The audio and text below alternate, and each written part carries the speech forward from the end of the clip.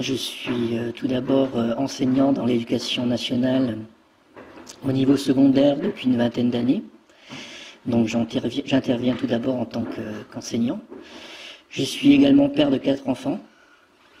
Donc j'interviens en tant que parent. Je suis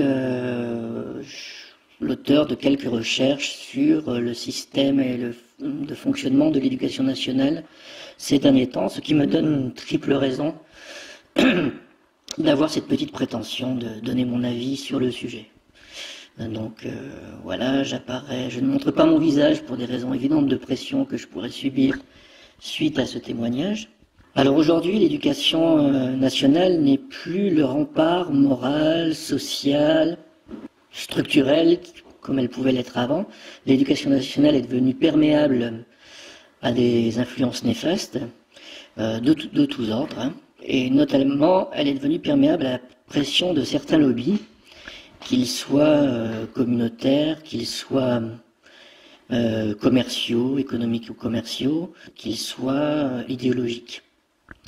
Donc il n'est pas du tout étonnant que l'application de la théorie du genre soit envisagée aujourd'hui à l'école, puisque aujourd'hui l'école ne protège plus, n'est plus protectrice. Elle expose les enfants, les parents, les professeurs aussi, à des directives qui viennent de beaucoup plus haut. On sait très bien que le monde libéral, je dis libéral dans le sens le plus vil du terme, a détruit petit à petit tout ce qui était un peu transcendant ou qui avait une valeur morale loin des intérêts terre à terre du monde libéral.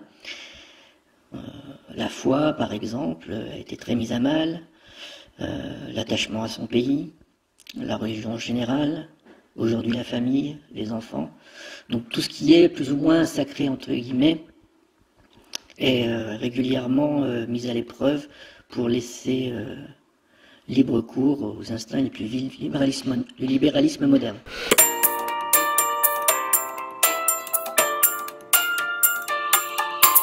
Donc pour comprendre aujourd'hui ce qu'est l'éducation nationale française, qui n'a de française plus que le nom, il faut envisager cette structure selon un ordre pyramidal. En bas de cette pyramide se trouve l'essentiel des personnes concernées, on va dire 99% des gens qui composent cette pyramide, et qui sont les enfants, les parents, les professeurs, documentalistes, enfin, les principaux concernés par les enjeux scolaires. On va dire qu'au bas de cette pyramide se trouve le peuple français. Autant le dire tout de suite, le peuple français, dans ce contexte-là, tout le monde s'en fout. Les voix des élèves, des enseignants ou des parents ne comptent absolument pas pour ceux qui sont en haut de cette pyramide. Et quand je dis que tout le monde s'en fout, je le dis sans retenue et sans équivoque, puisqu'il suffit de regarder des textes très explicites qui ont été publiés à ce sujet. Donc les gens qui œuvrent dans ce sens-là, dans la destruction de l'école, ne se cachent plus aujourd'hui. Ils le disent dans des textes qui sont très durs à lire pour pas que les gens les lisent, mais ils le disent quand même. Il suffit de savoir déchiffrer un peu pour savoir que le projet, sans être complotiste, est vraiment la destruction, on va dire, de l'outil qu'on appelle aujourd'hui l'école ou l'enseignement à l'éducation nationale. Au-dessus de cette masse de gens qui n'est absolument pas prise en compte, il y a un personnel de l'éducation nationale qui est là pour appliquer, surveiller, défendre, les recteurs, les inspecteurs d'académie, les principaux adjoints. Voilà, ce sont des gens qui appliquent des mesures qui leur viennent d'en haut. Parmi ces gens, il y a des gens très compétents, comme parmi les professeurs. Il y a aussi des gens très incompétents ou feignants, comme parmi les professeurs. Mais comme je dis, il y en a qui tiennent vraiment la route. Donc ceux-là ont une tâche d'application. Au-dessus de ce personnel éducatif, la structure éducative, se trouve le ministre de l'Éducation nationale, qui aujourd'hui est une marionnette, on va dire, qui s'agite beaucoup, mais qui n'a plus la main mise sur beaucoup de choses. Il s'occupe des affaires courantes, on va dire, mais ne prend plus aucune décision. et il nourrit son vide de profession, son vide professionnel par des mesures comme celle de l'application de la théorie du genre à l'école pour exister d'une certaine façon. Un peu comme le gouvernement socialiste a abandonné la question de l'économie et du social parce qu'il n'est pas capable de le faire, il l'a remplacé par des éléments sociétaux comme le mariage gay, l'adoption, etc., l'antiracisme, enfin que des choses qui lui permettent de combler son incapacité à régler les problèmes économiques et sociaux. Donc là, pour l'éducation, c'est un peu pareil. La marionnette qu'est le ministre de l'Éducation comble son vide par des décisions sociétales qui le font exister un peu. Alors au-dessus de ce ministre de l'Éducation nationale, il y a évidemment le président de la République qui lui ne parle jamais d'éducation, c'est assez étrange, ou alors pendant les périodes électorales, mais c'est très très rare, donc lui ne s'occupe pas de ça, apparemment c'est pas un sujet qui le passionne beaucoup, même si ses électeurs, même si les professeurs constituent un fonds électoral non négligeable pour lui. Enfin, il n'y a pas que ce président, hein, tous les autres présidents faisaient pareil avant. Et alors, ce qui est plus intéressant, c'est ce qui se passe en haut de cette pyramide. Alors, aujourd'hui, l'enseignement européen est chapeauté par une commission, par une commissaire de l'éducation, qui est inconnue de tout le monde, et qui n'est pas élue, donc elle n'a pas été désignée démocratiquement. Son rôle est de chapeauter donc les éducations européennes, elle convoque les ministres, elle les surveille pour voir s'ils respectent bien les consignes, elle les punit, elle les dispute, un peu comme les enfants.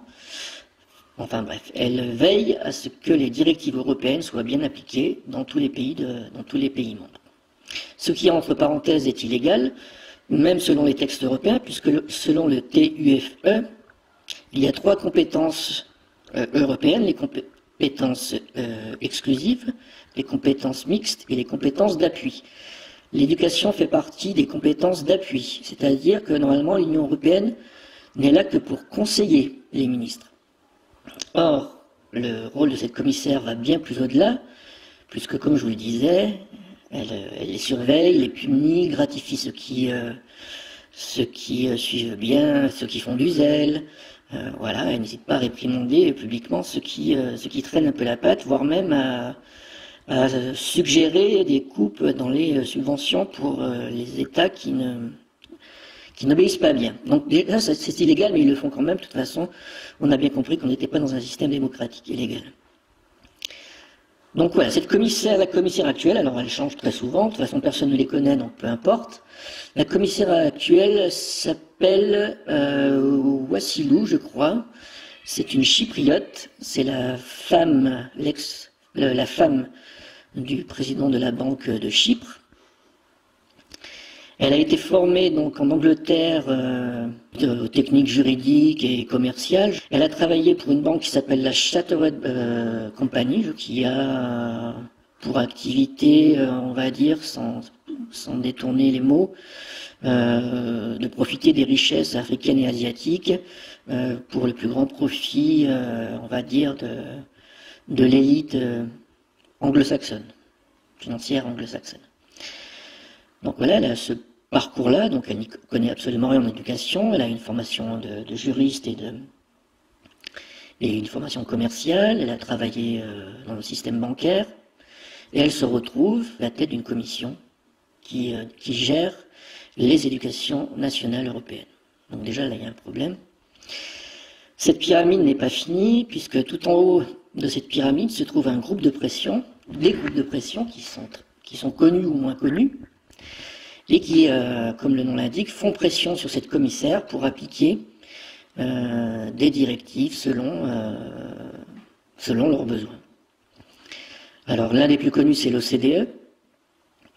Voilà, c'est un groupe de pression qui considère, par exemple, que pour faire tourner l'économie d'un pays, on n'a besoin que de 7% de la population, et que les autres ne constitueront, selon ces mots, ne constitueront jamais une main-d'œuvre rentable, et donc voilà, finalement c'est pas trop la peine de s'en occuper, d'essayer de les amener à l'épanouissement intellectuel, culturel et à l'affirmation de soi, mais plutôt de les maintenir dans un système d'assistanat où ils ne seront pas dangereux, où on leur apprendra plus ou moins à devenir une main-d'œuvre nomade, manipulable et apatride.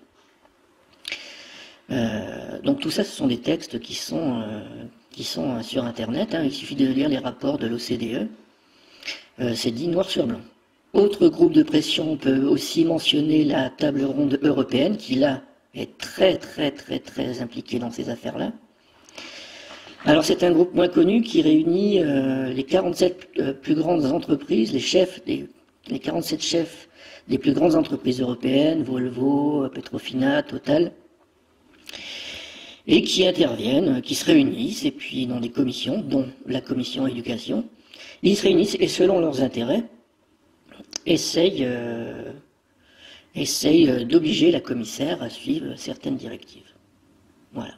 Le slogan de la commission, de la table ronde européenne, de la commission éducation, est « L'éducation doit être considérée comme un service rendu au monde économique ».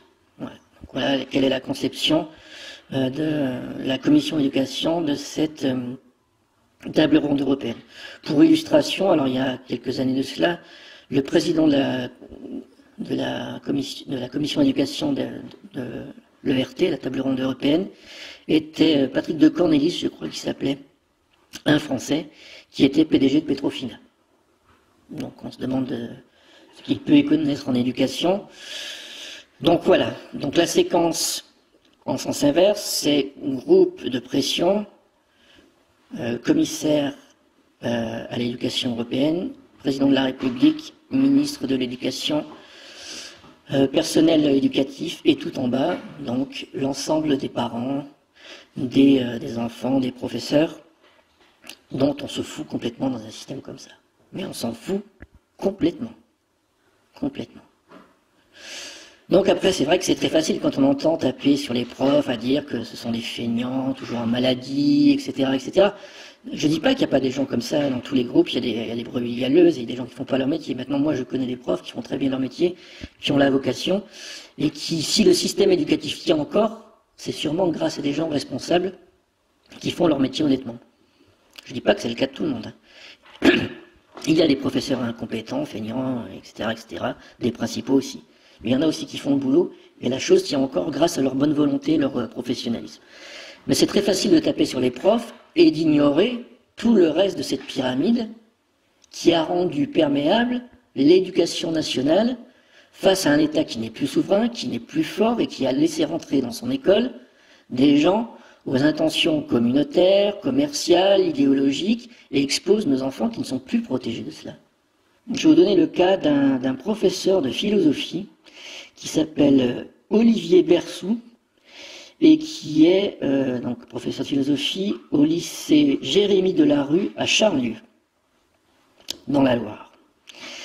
Donc ce professeur de philosophie a eu la bonne idée, évidemment neutre idéologiquement, d'emmener des élèves au cinéma stéphanois, donc de Saint-Étienne-le-France, au 7e festival gay et lesbien, dont la thématique était cette année-là « Homo d'ici ou d'ailleurs », donc organisé par la communauté gay, où ne sont présentés que des films sur le sujet, où sont invités des réalisateurs gays, et donc s'ils font ça entre eux, ça ne nous dérange pas, mais à partir du moment où on emmène des enfants dans des endroits comme ça, évidemment, ça devient du militantisme. D'autant plus qu'après cette séance de cinéma, il a organisé des séances de travail dans son lycée, en compagnie de 2 professionnels du cinéma, qui s'appellent Christophe Honoré et Gaël Moret, qui sont également gays, et qui sont auteurs du film Le Clan, où on voit donc des hommes dans une ambiance de complicité physique, on va dire. Donc ils ont travaillé avec les élèves pendant plusieurs semaines. Sur la plaquette de présentation de cet atelier mis en ligne sur Internet, on peut dire « En outre, sans les y contraindre », donc là c'est le professeur qui parle des élèves, « sans les y contraindre, Ce sujet peut amener des élèves dans un festival de cinéma gay et lesbien à oser affronter la question de l'orientation sexuelle. Et de terminer, il faut dire que je ne les avais pas choisis tout à fait par hasard et que je les connaissais déjà bien. 2 d'entre eux ont fait leur coming out en rédigeant le scénario. Tu sais, je suis catholique. Ouais. Et ben quand je pisse, c'est comme si je me confessais. Ah ouais? Ouais. Je me sens bien. Je me sens léger. Ah bah c'est cool. C'est comme si mon âme était libérée d'un grand poids. Ah ouais, je vois. La seule différence, c'est que quand je pisse, ben, je ne me vois pas réciter 30 fois le Je vous salue Marie. Il y a des ouvrages consacrés sur le système éducatif qui devraient être obligatoires à lire pour tous les professeurs et même pour les parents. J'invite tout le monde à lire L'enseignement de l'ignorance, par exemple, de Michéa, où tout est résumé en 100 pages. Vous verrez que l'éducation nationale, le système d'éducation nationale n'est aujourd'hui plus rien de solide en tout cas. Et Michéa le détaille très bien et analyse très bien pourquoi. Cette lettre a été envoyée par les infirmières scolaires de l'école Germaine Tillon, qui est située à Lyon, dans le 2e, récemment. Hein, c'est une lettre qui a été envoyée cette année. Les infirmières scolaires s'appellent Madame Duc et Madame Thomas. On les salue au passage. Je vais vous lire la lettre en entier, elle est très très courte. Donc c'est aux parents des élèves de la classe de CM2. Madame, Monsieur, cette année, la classe de votre enfant va participer à une action d'éducation à la sexualité intitulée « Pour une éducation à la vie » avec les animateurs du service de santé scolaire de la ville de Lyon en partenariat avec l'enseignant. Votre enfant apprend à vivre en société et à trouver sa place en tant que garçon ou fille. Le corps et ses différences entre garçons et filles. Ensuite, la puberté. Ensuite, les différents modes d'expression de la sexualité. Donc là, ça commence quand même à devenir un peu coquin. Ensuite, la grossesse et la naissance. Et enfin, les dimensions sociales de la sexualité, entre parenthèses, normes, valeurs et lois.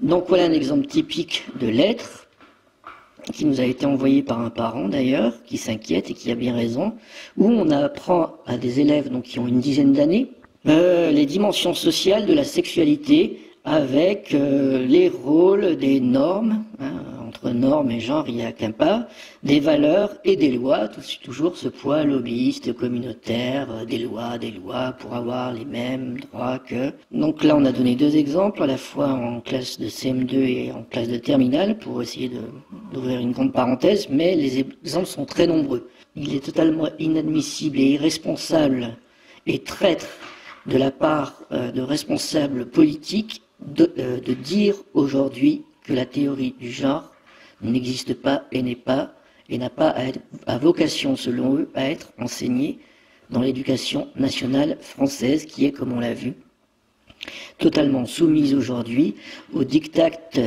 des lois de la Commission européenne et des lobbies qui font pression sur elle, nos présidents et ministres n'étant que les exécutants de ce diktat, qui sont là pour faire passer la pilule et servir de relais aux instincts lobbyistes les plus vils.